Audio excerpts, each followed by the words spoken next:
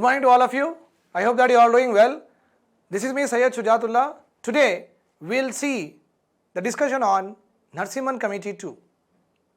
As you know that, there are two committees appointed to reform the banking sector, or you can also call it as financial sector. కొత్తతనం తీసుకురావడానికి రెండు committees appoint చేసిండ్రు. బ్యాంకింగ్లో కొంచెం modification, కొంచెం easiness, కొంచెం smoothness, కొంచెం efficiency పెరగాలి, right? And the banking sector should like public sector banks మంచిగా ప్రైవేట్ సెక్టర్ బ్యాంక్తో కంపీట్ చేయాలి, కాంపిటీషన్లో ఉండాలి. సో ఎలాంటి చర్యలు తీసుకుంటే దిస్ ఇస్ ఆల్ సాధ్యం, all this is possible. How? For that purpose Narasimhan committee 1 was appointed. Okay, yesterday we have discussed in the class. So, మీరు అది చూసుకోండి. Today we are going to discuss about Narasimham Committee 2 and its recommendations. Right. So, Narasimham Committee 2, he told that ఆయన ఏమన్నారంటే banking licences ఇద్దామని అన్నారు.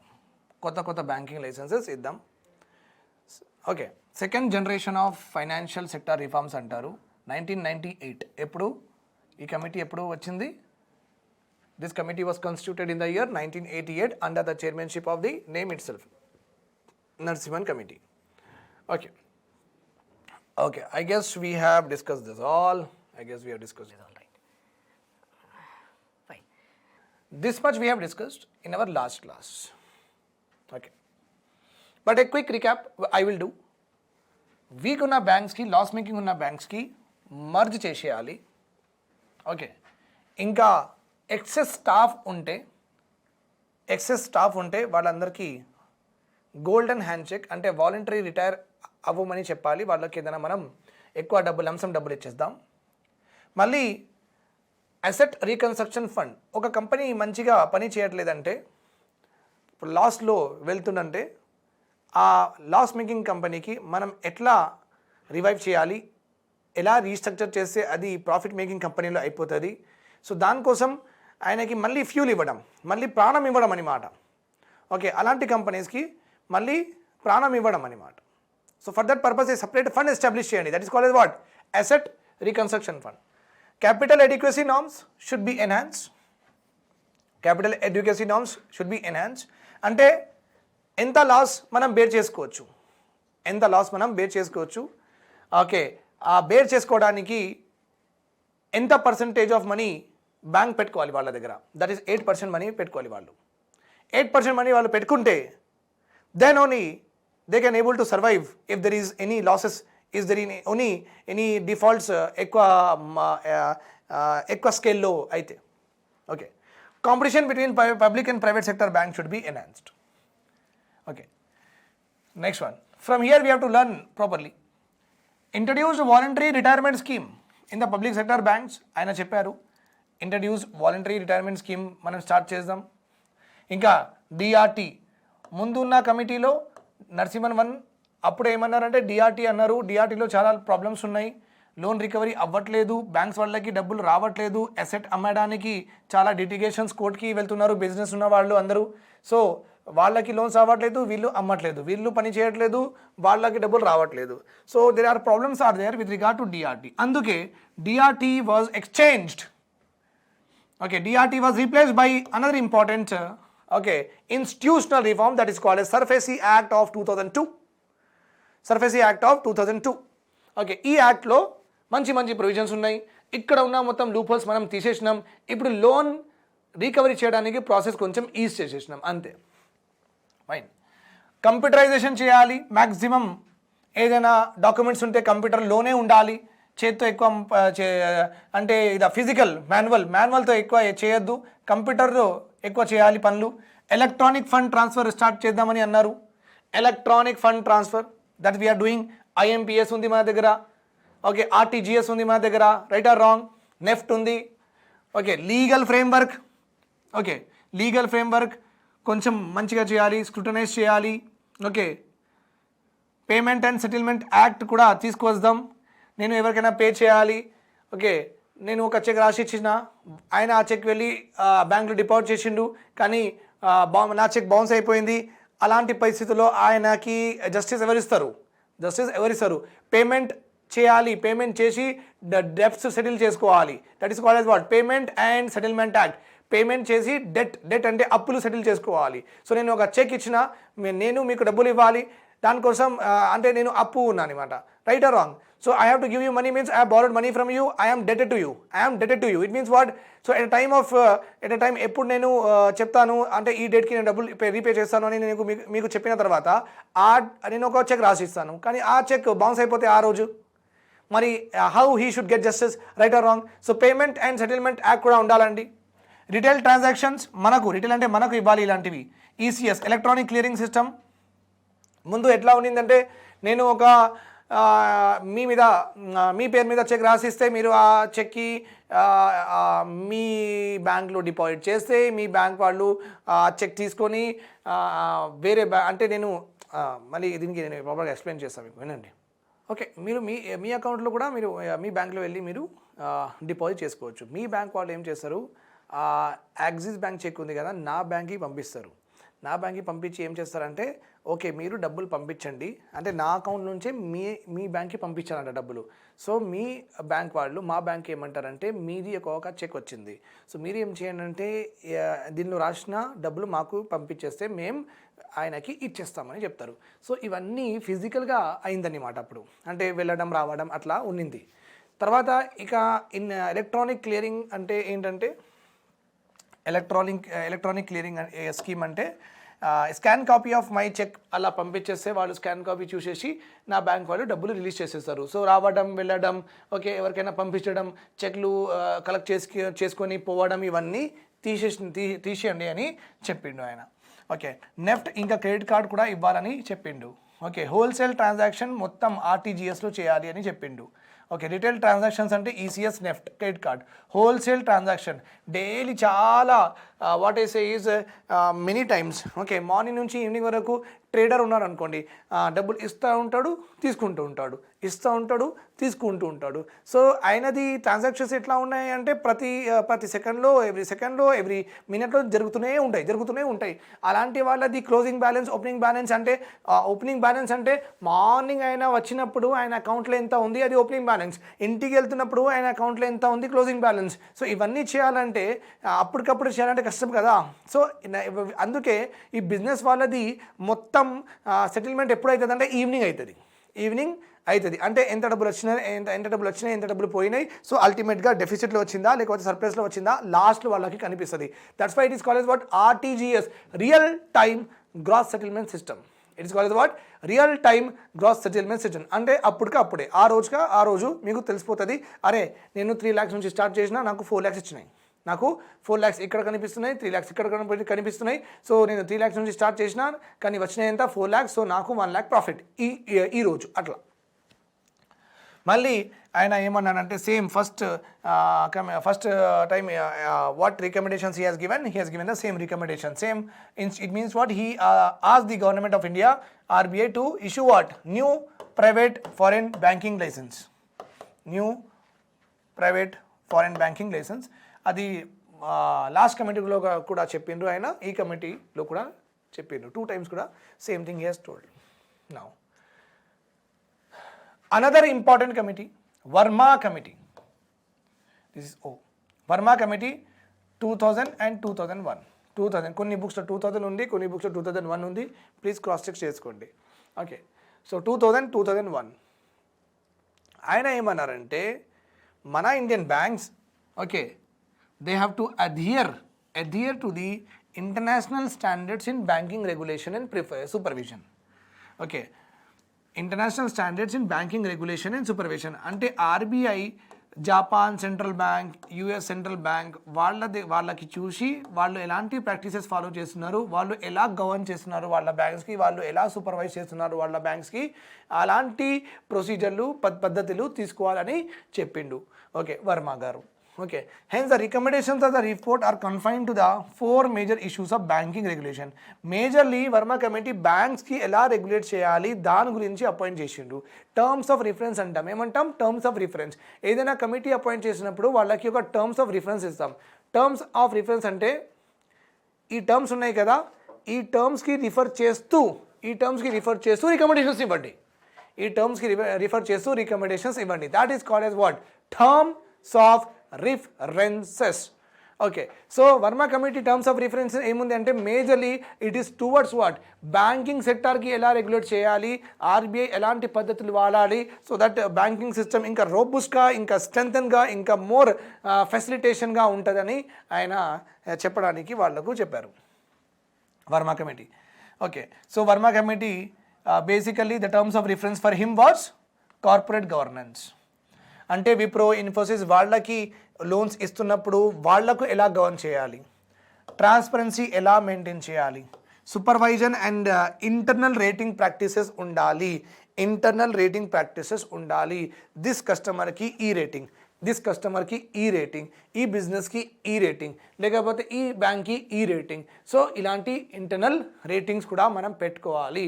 So that వాళ్ళు మంచిగా చేస్తున్నారా, బ్యాంక్ వాళ్ళు మంచిగా చేయట్లేదా, వాళ్ళది how they are dealing with the customers, how they are dealing with the corporate people. Corporate అంటే అందరూ ఎవరైనా బిజినెస్ స్టార్ట్ చేసిన వాళ్ళే కార్పొరేట్ అంటారు. కానీ కొంత పెద్ద బిజినెస్ ఉంటే కార్పొరేట్ అంటారు, చిన్న బిజినెస్ ఉంటే medium, small and micro enterprises అంటారు. కార్పొరేట్ అంటే కొంచెం పెద్ద బిజినెస్ అంటే 1000 crores అట్లా.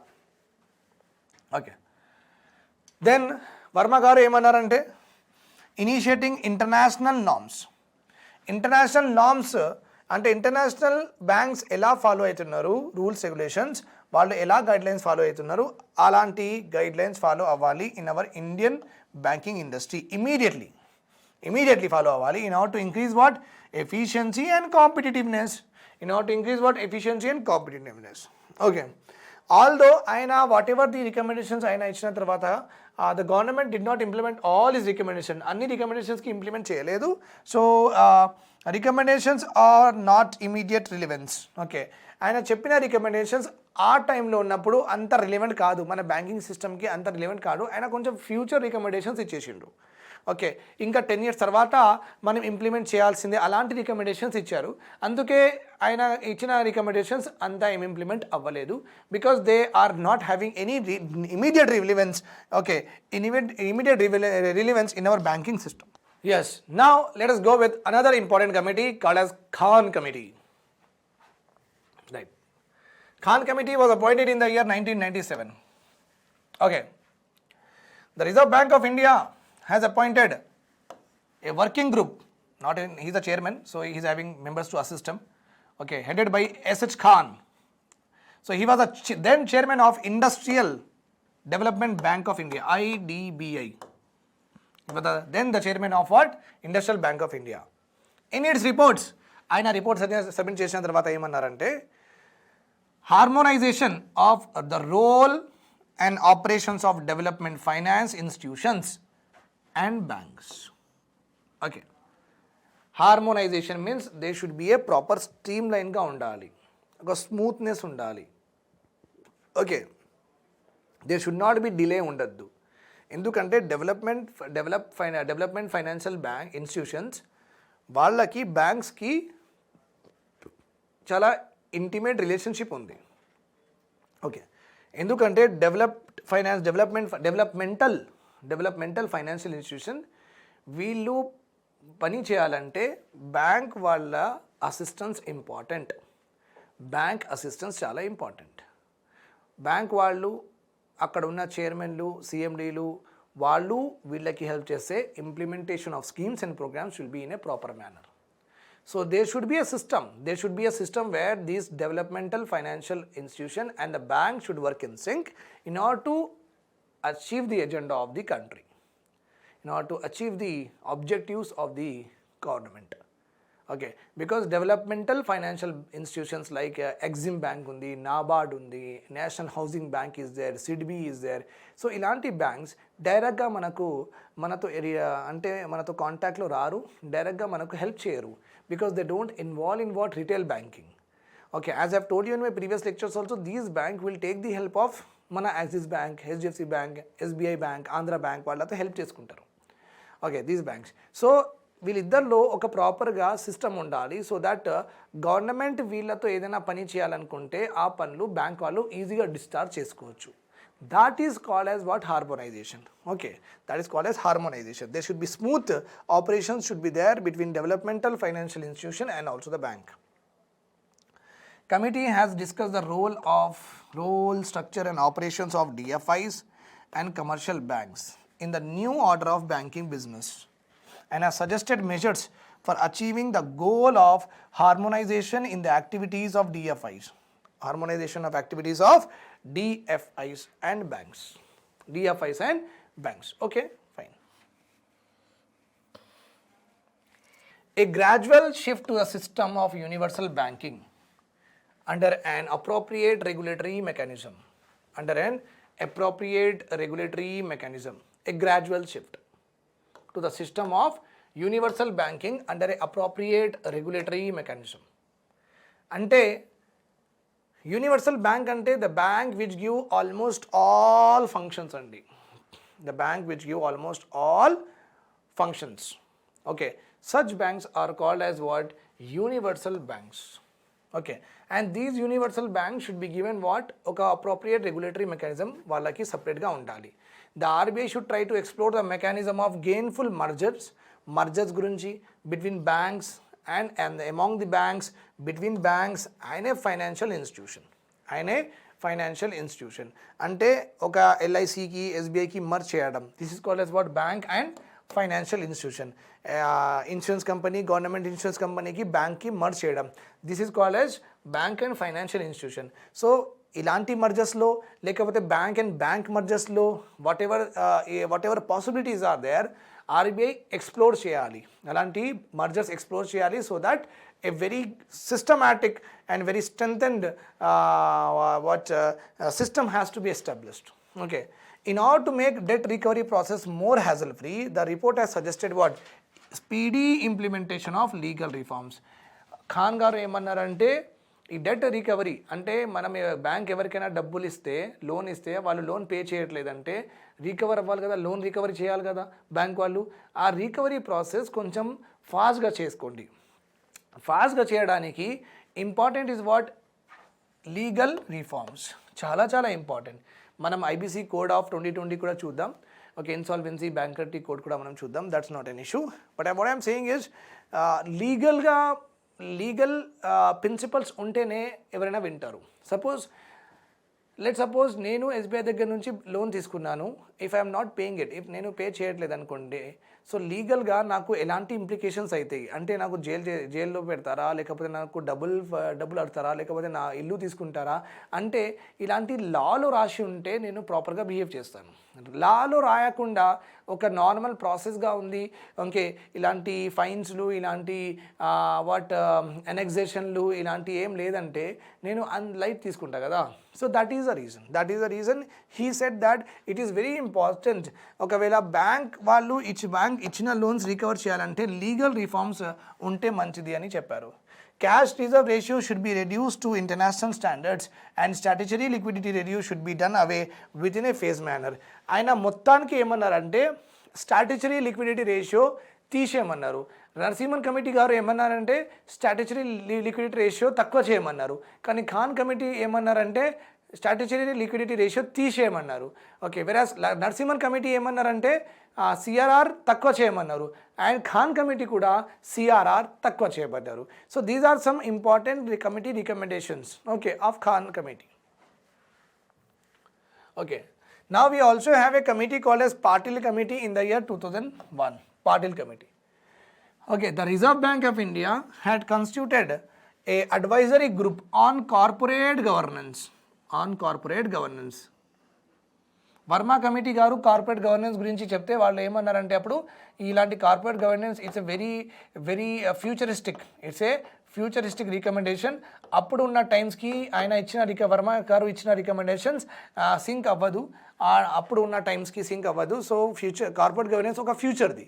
So in order to make corporate governance more better okay, ఎందుకంటే వాళ్ళకే ఎక్కువ డబ్బులు కావాల్సి వస్తుంది అండ్ వాళ్ళే ఎక్కువ ఎంప్లాయ్మెంట్ క్రియేట్ చేస్తారు, వాళ్ళే పావర్టీ నుంచి తీయడానికి హెల్ప్ చేస్తారు. కాబట్టి ఇండస్ట్రీస్ ఉండడం ఓకే చాలా చాలా ఇంపార్టెంట్. సో వాళ్ళకు ఒక సపరేట్గా గవర్న్ చేస్తే, హ్యాజల్ ఫ్రీగా గవర్న్ చేస్తే వాళ్ళు తొందరగా లోన్ కూడా తీసుకుంటారు. ఒకవేళ వాళ్ళది బిజినెస్ లాస్ మేకింగ్లో అయితే కూడా వాళ్ళకి ఇంకా కొంచెం డబ్బులు ఇచ్చి వాళ్ళకి ఇంకా కొంచెం రివైవ్ చేద్దాం, ప్రాణం పోదామని. సో ఎందుకంటే these are very important institutions.